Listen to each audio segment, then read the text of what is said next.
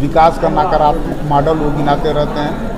वहीं 90 के दशक का मॉडल कि साहब ने ये किया, साहब ने वो किया, लग रहा था कि साहब जो है महानायक थे, कोई अवतारी पुरुष थे और विकास को ऐसा कर दिया। उस समय तो सड़कें गड्ढे में तब्दील थी, कुछ था, लेकिन कितना लोग प्रोपेगेंडा कर रहा है। क्या वैसा ही मॉडल सीवान की जनता को चाहिए?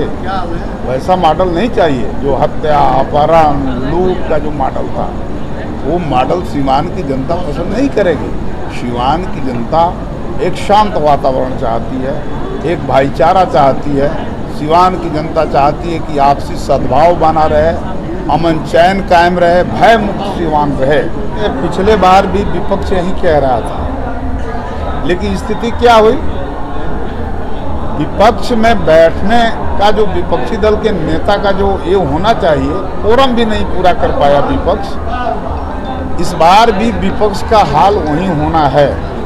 और मोदी जी ने जब कहा है और ये देश के जनता के जीवन का नारा बन चुका है, अब की बार 400 पार, तो 400 पार होना ही है। आप देखिए ना, जब 2009 में मोदी जी आए तो 300 से कम सीटें थी, दूसरी बार आए तो 303 अकेले उनका हो गया। और इस बार जो है वो 400 पार करना ही है, कोई रोक नहीं सकता है। क्योंकि विपक्ष यहाँ बिखरा हुआ है, विपक्ष के पास कोई देश के लिए एजेंडा ही नहीं है। अभी तक विपक्ष जो है वैसा कोई सकारात्मक एजेंडा, जो विपक्ष के नेता हैं राहुल गांधी जी, आज तक पब्लिक डोमेन में कुछ पेश ही नहीं कर सकते। रमेश जी, विपक्ष कह रहा है कि पेट्रोल 400 के पार होगा, गैस जो है वो 1400 के पार होगा, इस पर क्या कहेंगे? अरे विपक्ष को ये सब कहने दीजिए ना, उन लोगों से पूछिए ना कि वो लोग क्या करेंगे।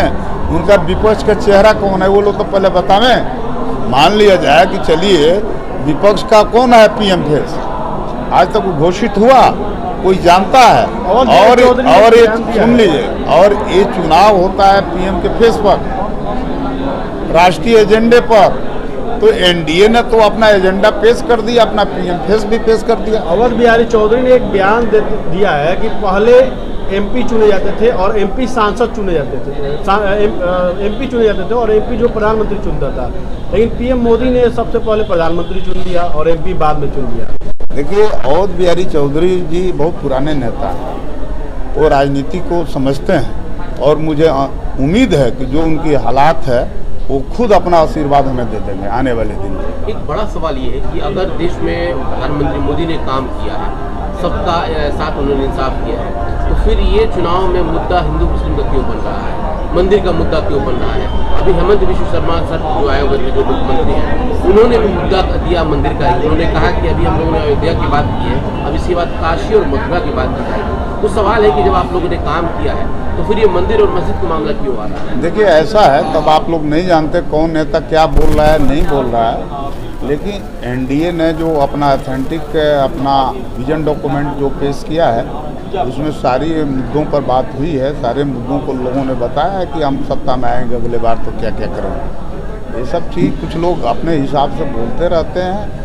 और हमारे देश की जो सांस्कृतिक बनावट है, जो विशिष्टता है, उसमें कई ढंग से बातें होती रहती हैं। लेकिन बिहार के मुख्यमंत्री अपने विकास के एजेंडे में मांगते हैं और भाजपा के लोग अलग मांगते हैं।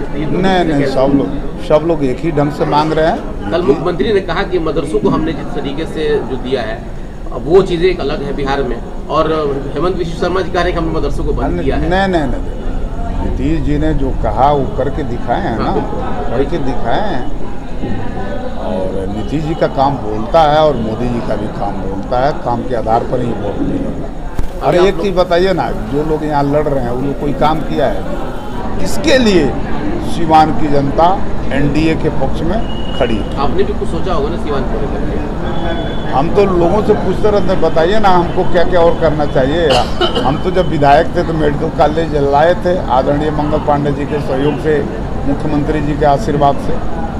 हर गांव तक पक्की सड़कें पहुंच गई हैं, हर गांव तक बिजली पहुंच गई है, इंजीनियरिंग कॉलेज बन गया है, पॉलिटेक्निक कितने कॉलेज बने, IITI कॉलेज खुले। यही तो विकास के मुद्दे हैं ना। इसके अलावा अगर जनता के अंदर कोई और कुछ इशू रहेगा, चुनाव के बाद हम लोग गंभीरता से विचार करेंगे, उसको हल करवाएंगे। आज नीतीश जी का कार्यक्रम हो रहा है। जी जी, आज मैरमा के हरिराम हाई स्कूल के प्रांगण में जो खेल का मैदान है उसमें नीतीश जी की एक बड़ी सभा होने जा रही है। वो भी अपने आप में इतिहास लिखेगा वो सभा। अब तक उतनी बड़ी सभा में मैरवा में कभी उतनी बड़ी सभा नहीं हुई होगी जितनी भीड़ आज जुट रही है।